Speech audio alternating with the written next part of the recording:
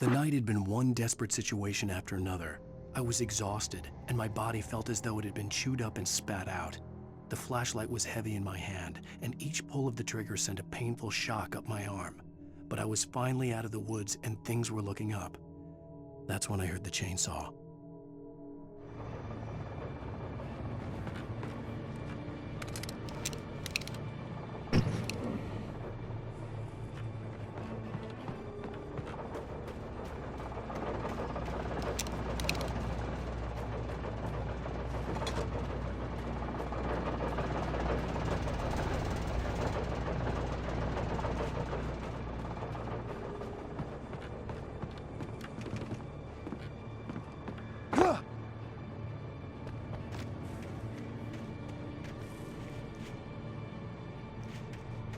I had heard the plane fall. It made no sense. It was clear that it had just fallen here, but it was very old and obviously hadn't flown in decades. Looking at it sent a shiver down my spine.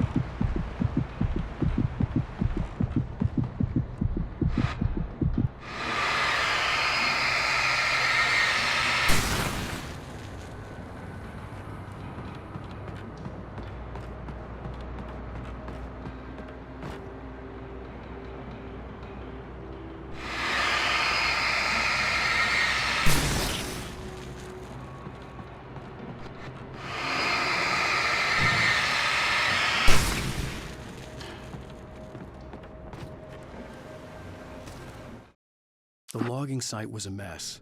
The modular office had been pushed off the cliff. Deputy Thornton climbed up from the wreckage excited, breathing hard from the exertion. Nobody there. It's weird. Don't you think that's weird?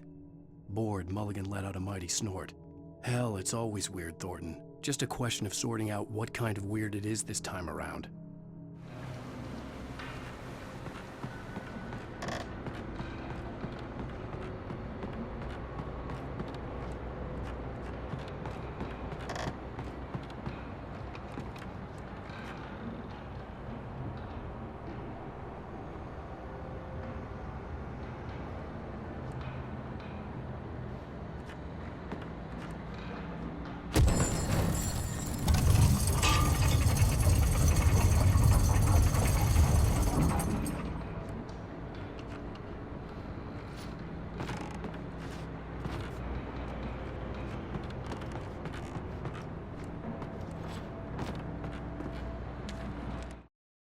When Barry saw the darkness attack the visitor center, it made him a believer. The men Al said he'd shot, they hadn't been just locals on crank. Somehow the world had changed, like the channel had been switched without warning. You think you're watching a sitcom, and you're really watching a horror show. When the birds started attacking the cabin, Barry wasn't surprised, just terrified.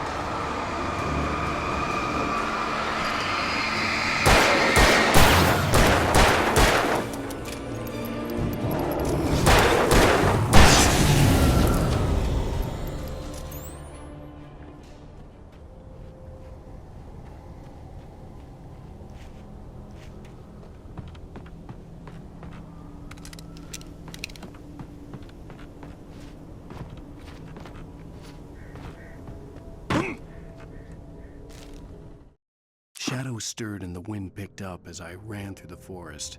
I felt the dark presence turning its gaze toward me. Then the moonlight was blotted out by dark shadows that raced violently across the ground, moving too swiftly to be natural. Darkness gathered between the trees and melted again to reveal the Taken. No natural path had brought them here.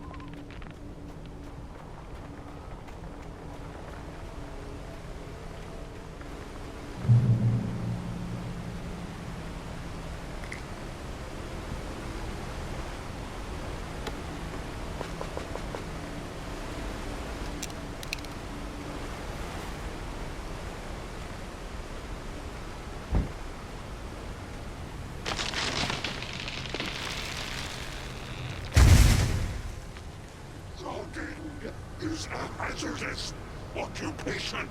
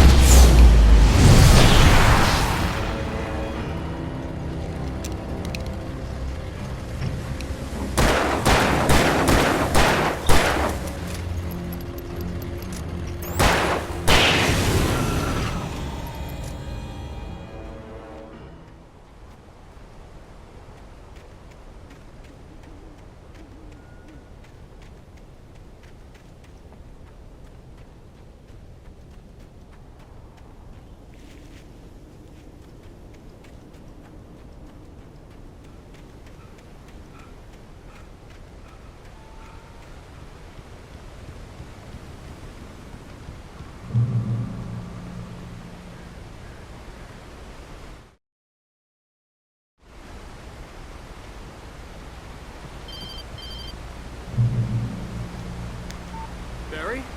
Ow! The porch is covered with birds. They've got old Hitchcock on me. Stay out of sight. I'm on my way. Don't open the door. What am I, crazy? Stay hidden. I'll be there soon. Just make sure you keep the lights on.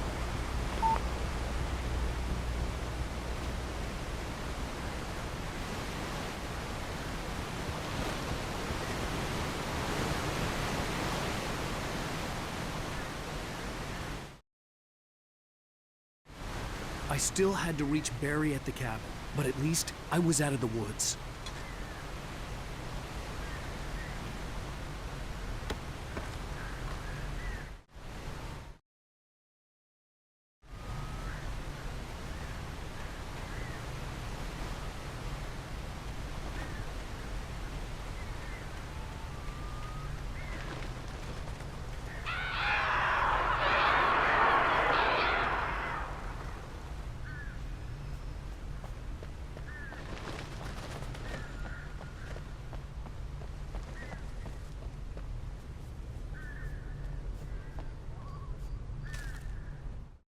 The FBI agent's command froze me in place. I considered surrender. It was all falling apart anyway. I could give in, let someone else deal with it. But it felt all wrong. Call it instinct, his posture, the way he held the gun. He was no friend. Shots ringing in my ears, I leaped for the hole in the fence and stumbled into the darkness beyond.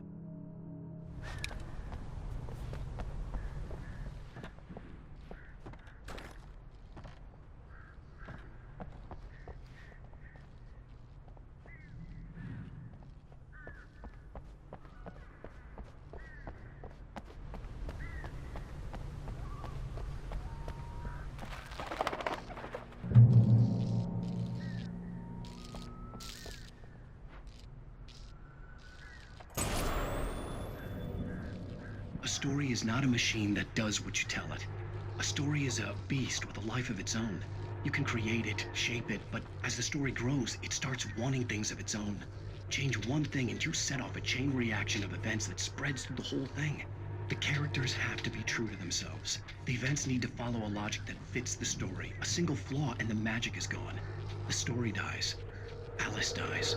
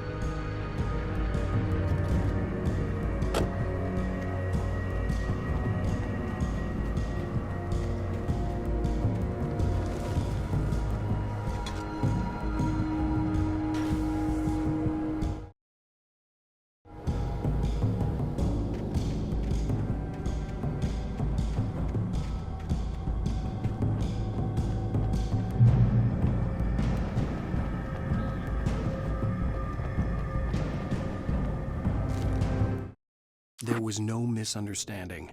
Cauldron Lake was where Alice and I had stayed, but there was no cabin and no island. I was missing a week. What had happened to me?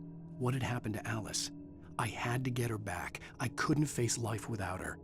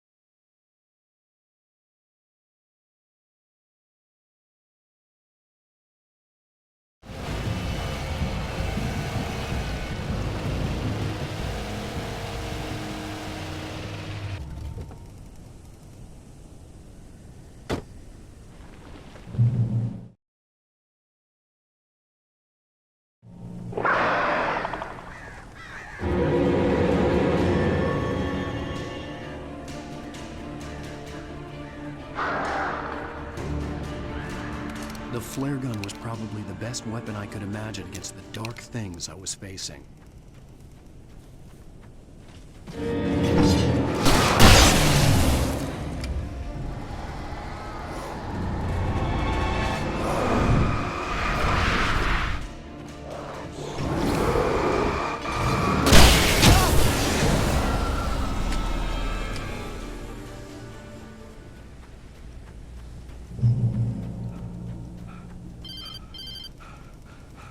It was the kidnapper.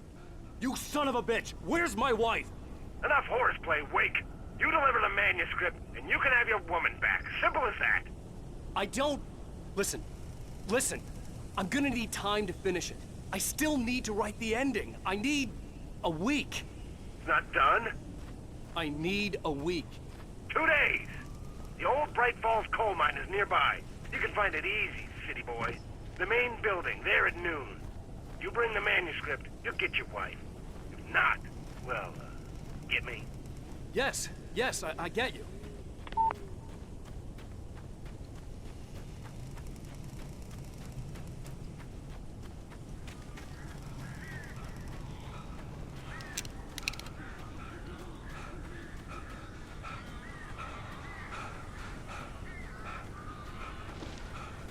Barry had talked about birds over the phone.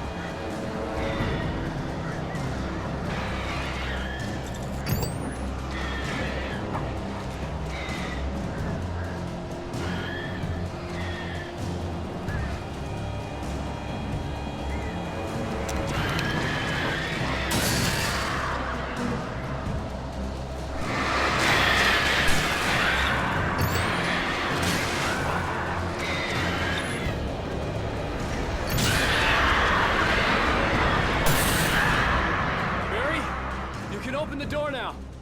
They're gone.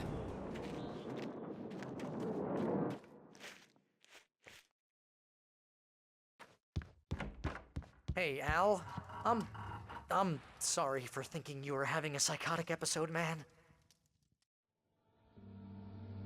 I sent Barry to the town to ask around about a man fitting the kidnapper's description. He'd go through the archives of the local paper. Perhaps he could learn something. Anything about the island and the cabin that had disappeared. The man wanted a manuscript. I had to try to write him one to get Alice back.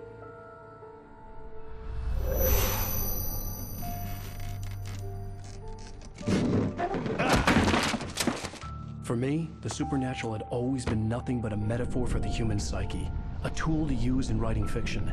Now, it was happening for real, and I couldn't put a single word on paper.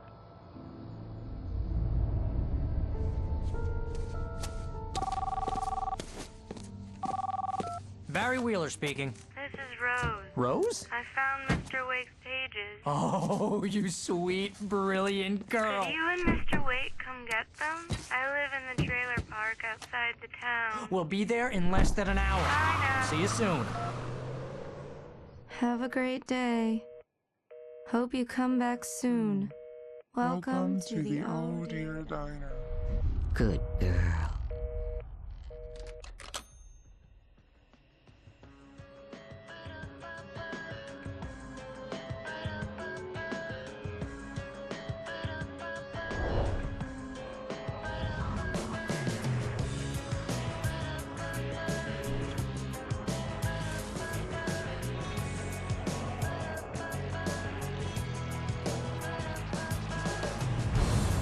Come here. Pretty please, can you tell me where I am? You want to say something? I need to get my bearings amongst, and the shadows keep on changing. And I'm holding by the lives that I've loved.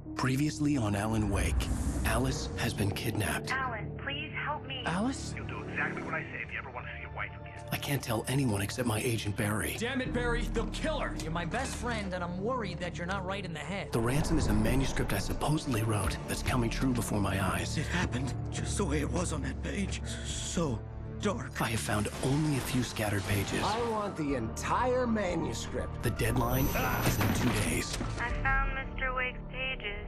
Good girl. How the hell did she get her hands on the manuscript anyway? I don't know. She's resourceful. I told you were too hard on her. Listen, I found out all sorts of interesting stuff while I was digging around. Yeah. Mr. Wake, it's Sheriff Breaker. We have an FBI agent here, Agent Nightingale. FBI? He's anxious to see you. You'd better come to the station. Okay, I'll be right over, Sheriff. Let's make this quick, huh? Help you folks? Name's Randolph. I'm the manager. We're looking for Rose. Works as a waitress down at the diner. Rose, sure. Nice girl. Who wants to know? I'm Alan Wake. The writer, huh? I heard on the radio you were visiting. Well, I'll show you her trailer. That Rose, she's a nice girl. Always pays her rent on time. As I was saying, Al, I found all sorts of weird stuff from the local newspaper's archives. This place is crazy. Disappearances, mysterious deaths, urban legends come true, and get this, most of this stuff takes place around Cauldron Lake. Well, you ain't wrong, mister. The Indians thought the lake was a doorway to the underworld. I'm the God-fearing type myself. I don't hold with that sort of thing. Yeah, okay. Anyway, there was an island there owned by a guy called Thomas Zane. Now, some of the articles I found about him make him out to be a famous writer, but I ran a bunch of searches, couldn't find a single thing he wrote. Zane was heavily into diving, so much so that the place came to be called Diver's Isle. But the volcano under the lake erupted in 1970, and Zane went down with the island.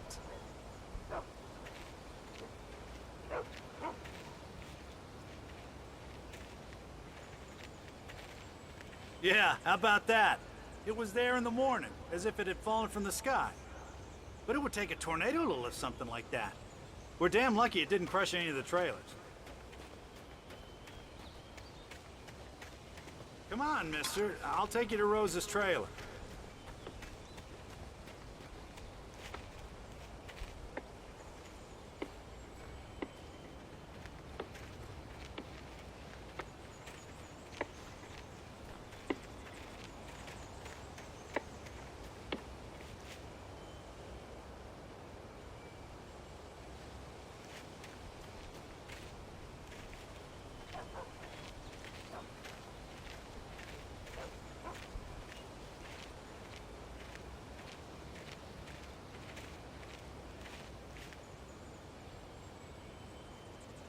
It gets better.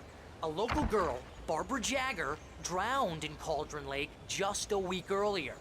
They were lovers. Sure, Jagger's a local spook story. The Scratching Hag comes for you in the dark. Childish stuff like that.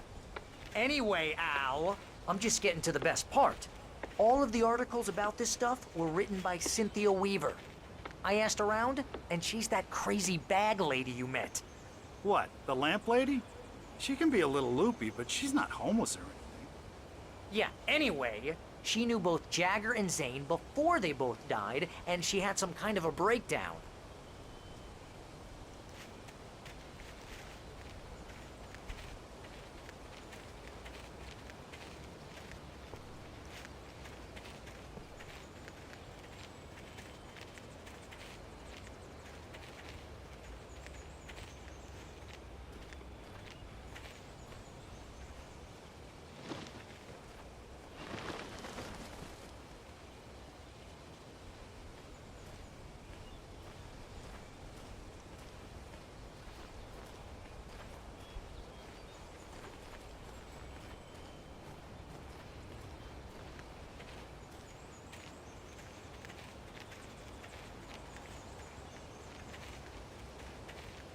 Well, mister, this here's Rose's trailer.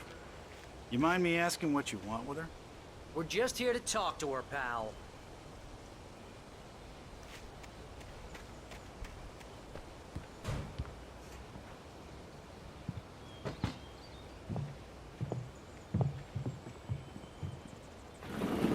Welcome to... Oh dear, Mr. Wake. I'm so glad you're here. Rose, you have my manuscript? Oh. Oh yes. Yes. Please, come in. Hey, this is really good. Rose, Yes, my manuscript. I really need it. I understand. I know what you need. A muse to inspire you. Oh, for Barry? She doesn't have anything. Yeah, hey, Al, what's... Oh... Barry! What? What?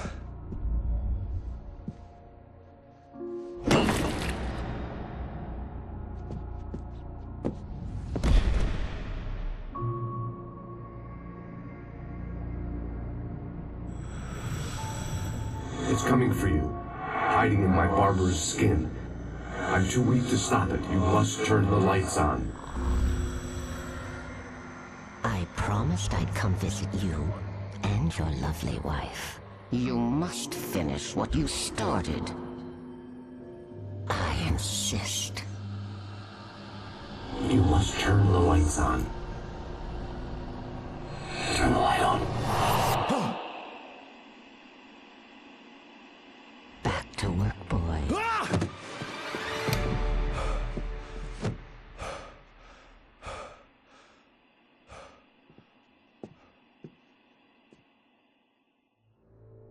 I felt nauseous, hungover.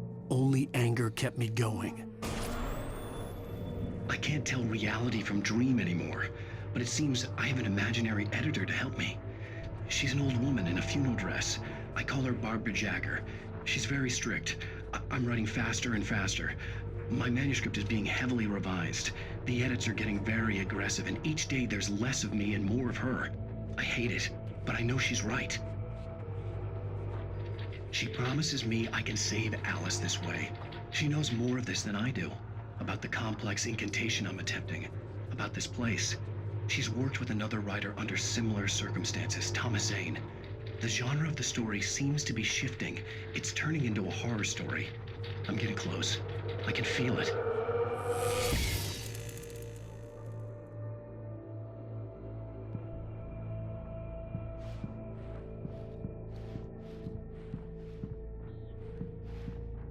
Rose took a day from me. I had less than 12 hours left to meet the kidnapper. All I could do was get Barry into the car, work something out once I got on the road.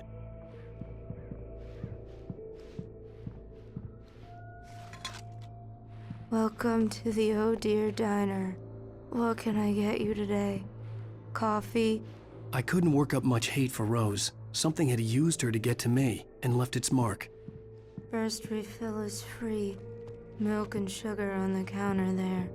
Would you like to hear today's specials? Thank you. A nice day. Come back soon.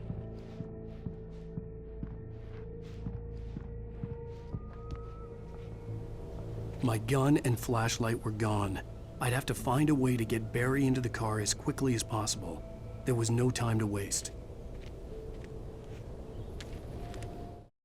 Mr. Randolph liked Rose. That little smile she had. How she was still sweet when life had tried so hard to make her bitter. It wasn't any of his business what she did in her trailer. But those strangers, the writer and his smart-ass sidekick, looked like trouble. And they'd been in there for hours, way past her normal bedtime. He reached for the phone and called the sheriff's station.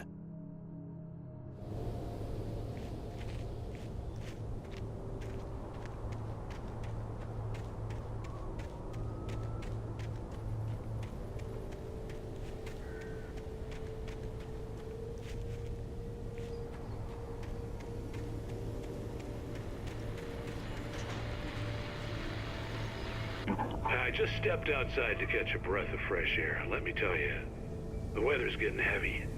Nights like this make me especially glad I'm here talking to you and not home in bed. Once the weather takes a turn like this, I can't sleep at all. It's all tangled bed sheets and dark thoughts, punctuated by the occasional plunge into nightmare. Is it just me? Well, perhaps it is. But I hope I can make the night a little bit easier to get through. Caller, you're on KBF FM. Hey, Pat, it's Walt Snyder. What's on your mind, Walt? Well, I ain't the way you are, but, well, I can't sleep either, you know? I just been staring out the window here, trying to make sense of it all, but, I ain't been thinking either, you know? I just... Well, you sound like a man with a problem, Walt. I had a, argument with Danny. You know, Danny, and, then I got in trouble with the law, you know, and, I'm just, well... I heard something like that, Walt. Yeah, well, you know, Danny's my best friend, and, they let me on bail today, and now I'm just alone here at the window, you know, waiting. Man, and there's something in the air tonight, man. I was just outside looking up at the sky above our broadcast tower thinking the same thing. What are you waiting for, Walt? I don't know. You know, something's gonna happen. You know, I think I better go. Well, Walt, maybe... No, thanks, Pat. Well, good luck to you, Walt. Hang in there. Let's take a little break, folks. This weather's really something else, huh? How can I be sure that you will walk away? Why do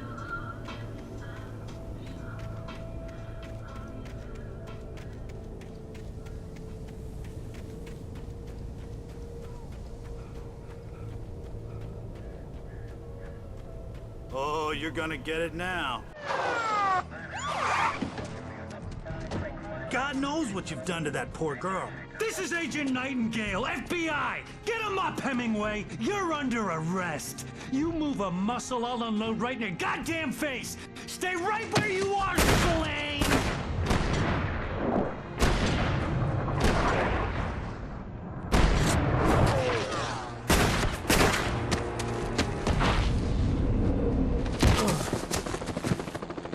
What are? I'm standing right here, you goddamn maniac!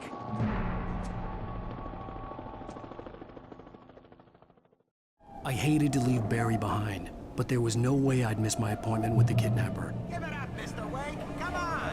Make it easy. Get after him! Don't let him get away! Move it! Move it! Move it! Let him get away!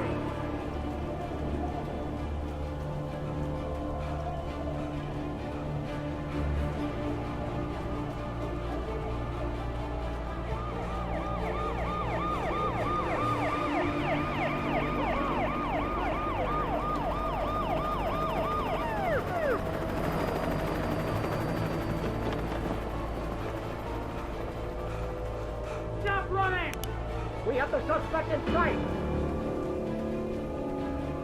Okay, men, keep your eyes peeled. He's gonna try to make it through here. Oh, damn.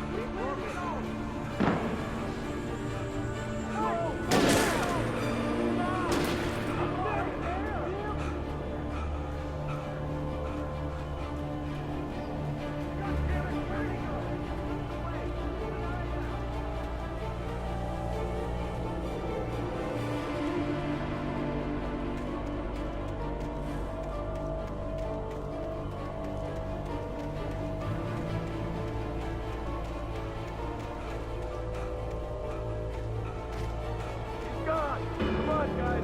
We need to head him off. For decades, the darkness that wore Barbara Jagger's skin slept fitfully in the dark place that was its home and prison. It was hungry and in pain. It dreamed of its nights of glory when the poet's writing had called it from the depths and given it a brief, terrible taste of power and freedom.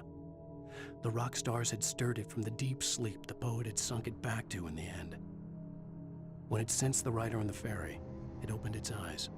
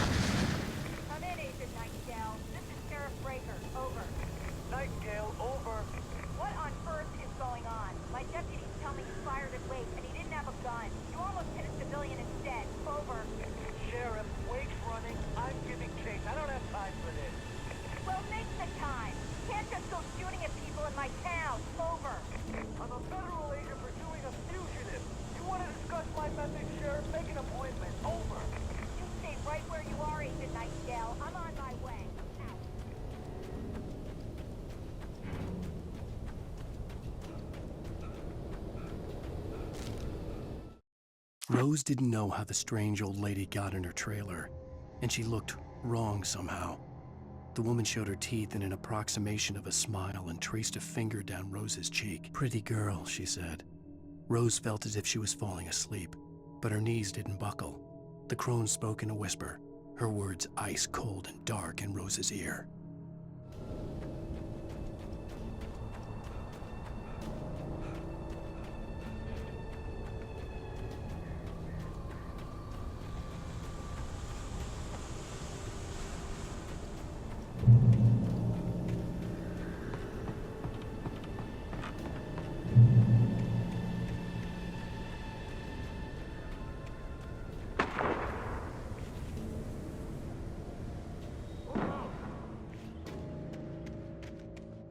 Search the area.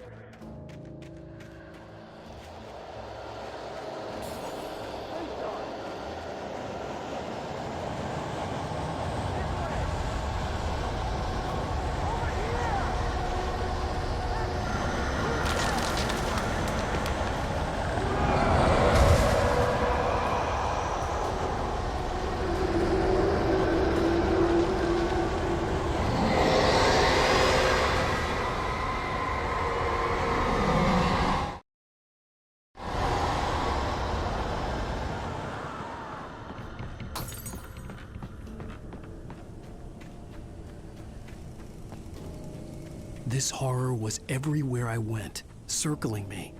The cops didn't stand a chance. They were after a writer, not a monster.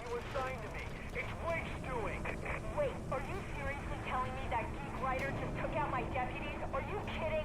I mean, have you seen this guy? He wears a tweed jacket. Over. He's the guy we're chasing. If it's not him, who then? Bigfoot? Over. I don't know yet, but I'm not in the habit of jumping to conclusions. That tends to come back and bite you in the ass. Out.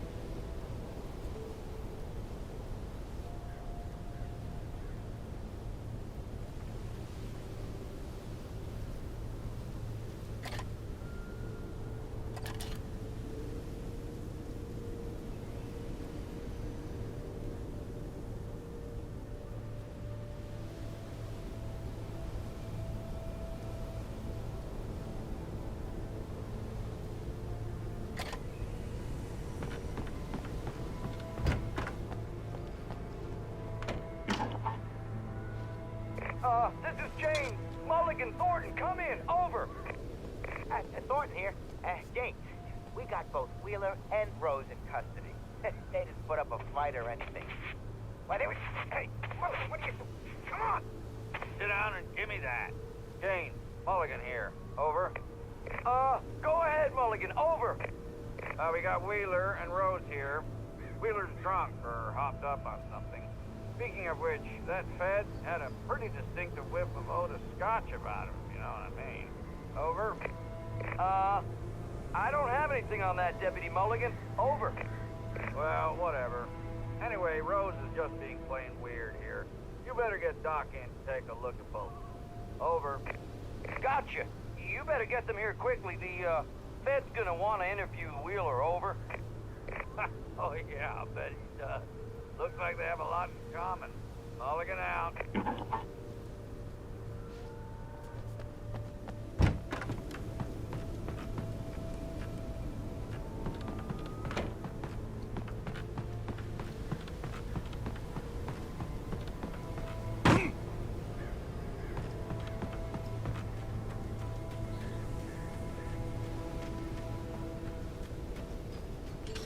I imagined that the broadcast tower in the distance was part of the local radio station. Maine seemed like a decent guy. Perhaps he could give me directions to the coal mine.